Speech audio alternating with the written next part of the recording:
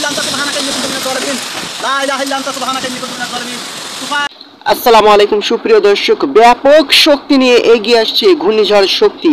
তাণ্ডব চালাতে পারে বাংলাদেশ এবং দক্ষিণবঙ্গের যেসব জেলায়।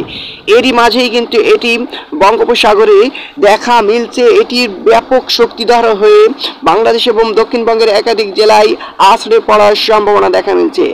এবং তারই সাথে আজ বুধবার বাংলাদেশের আবহাওয়া কেমন থাকতে পারে এবং আগামীকাল বৃহস্পতিবার বাংলাদেশের আবহাওয়া কেমন থাকতে পারে, কোন কোন জেলায় বজ্রবৃষ্টি কালবৈশাখী ঝড়ের সংখ্যা দেখা মিলছে, সেটা এই মুহূর্তে আমরা দেখে নেব। তো প্রিয় বন্ধুরা, ইতিমধ্যে কিন্তু বঙ্গোপসাগরের সেই ঘূর্ণাবর্তনটি ব্যাপক শক্তিধর হয়ে ঘূর্ণিঝড় শক্তিতে রূপান্তরিত হচ্ছে। তো প্রিয় বন্ধুরা, এই মুহূর্তে আমরা দেখতে পাচ্ছি আগামী 28 তারিখে কিন্তু এই ঘূর্ণিঝড়ের শক্তি বাংলাদেশ এবং দুই বঙ্গের দিকে এগিয়ে আসতে পারে। তারই সাথে কিন্তু 29-30 তারিখের ভেতরে বাংলাদেশ এবং দক্ষিণবঙ্গের একাধিক জেলায় ব্যাপক আকারে তাণ্ডব চালাতে পারে, যার কারণে কিন্তু বাংলাদেশ এবং দক্ষিণবঙ্গের জেলাগুলো তছনছ হয়ে যেতে পারে একাধিক জেলা।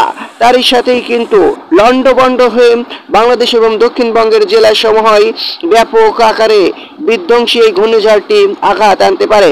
তো প্রিয় বন্ধুরা, ইতিমধ্যে এটি কিন্তু ঘূর্ণাবর্তন অবস্থায় রয়েছে বঙ্গোপসাগরে।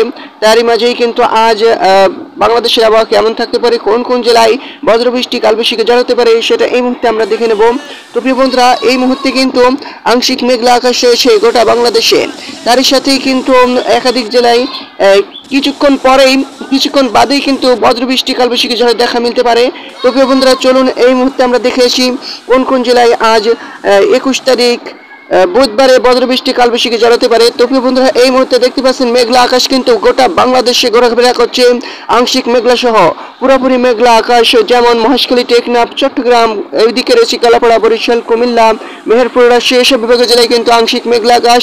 তারই সাথেই কিন্তু ব্যাপক আকারে ঘন কালো মেঘের আনাগোনা দেখা মিলছে ঢাকা, ময়মনসিংহ, সিলেট, বগুড়া এবং রংপুরে।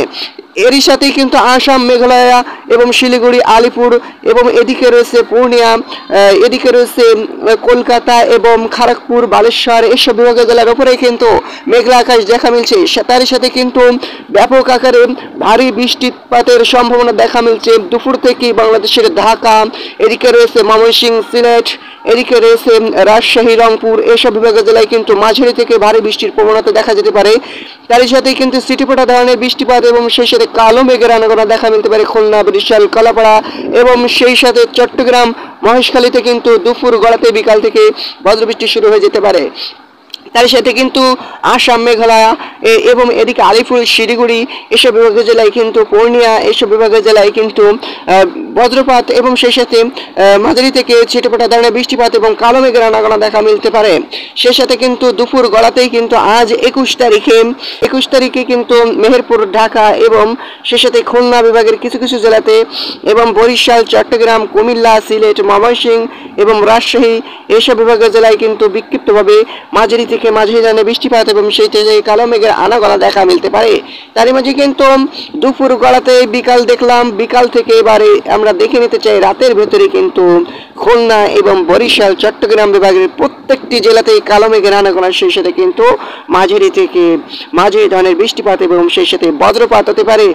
এরই মাঝেই কিন্তু এদিকে রয়েছে পশ্চিমবঙ্গের কিছু কিছু জেলা, দেহগার, এদিকে রয়েছে দমকা, এদিকে নালহাটি, দুলিয়ান, গোদ্দা, বালাগালপুর, এসব বিভাগের জেলায় কিন্তু সিউড়ি, এসব বিভাগের জেলায় কিন্তু বিক্ষিপ্তভাবে মাঝারি থেকে মাঝারি ধরনের বৃষ্টিপাত এবং সেই সাথে সিটিফোঁটা ধরনের বৃষ্টিপাত এবং মেঘলা আকাশ দেখা মিলতে পারে বাংলাদেশের মেহেরপুর, ঢাকা, ময়মনসিংহ, সিলেট এবং রংপুর বিভাগের জেলায় কিন্তু সেই সাথে কিন্তু রাত গড়াতেই 22 তারিখে আমরা প্রবেশ করছি। 22 তারিখে কিন্তু এই মুহূর্তে আমরা চলে যাচ্ছি। তো প্রিয় বন্ধুরা, রাত গড়াতেই কিন্তু মেহেরপুর বিভাগের জেলায় বজ্রবৃষ্টির সংখ্যা দেখা মিলছে এবং সেই সাথে দমকা ঝড় হওয়া যেতে পারে এবং সেই সাথে কিন্তু রাতের ভেতরেই কিন্তু ভোর রাতের ভেতরেই কিন্তু বজ্রবৃষ্টি কালবৈশাখী ঝড়ের প্রবণতা দেখা যেতে পারে খুলনা এবং এদিকে রয়েছে মেহেরপুর, রাজশাহী এবং এদিকে রয়েছে ঢাকার কিছু কিছু জেলা এবং সেই সাথে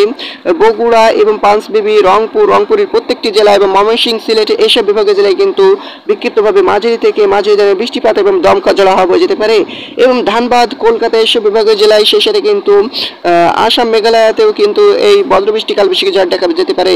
এবং 22 তারিখে সকালেই প্রবেশ করছি, 22 তারিখে সকালেই কিন্তু আংশিক মেঘলা সহ পরিষ্কার থাকতে পারে, রোদের গরমটা একটু দেখা যেতে পারে খুলনা, বরিশাল, চট্টগ্রামে, সেই সাথে কিন্তু ঢাকা, রাজশাহী এবং সিলেট, ময়মনসিংহ এবং রংপুর বিভাগের জেলা এবং দক্ষিণবঙ্গ, পশ্চিমবঙ্গের পূর্ণিয়া এবং এদিকে আসাম, মেঘালয় এসব বিভাগের জেলায়, কলকাতা এসব বিভাগের জেলায় কিন্তু মেঘলা আকাশের সাথে মাঝারি থেকে মাঝারি ধরনের বৃষ্টিপাত এবং সেই সাথে ভারী বৃষ্টির প্রবণতা দেখা যেতে পারে কিন্তু ময়মনসিংহ বিভাগের প্রত্যেকটি জেলাতে। সেই সাথে কিন্তু সকাল গড়াতে 22 তারিখে সকাল গড়াতে বৃহস্পতিবার 22 তারিখে সকাল গড়াতেই এই মুহূর্তে আমরা দেখে নিতে চাই।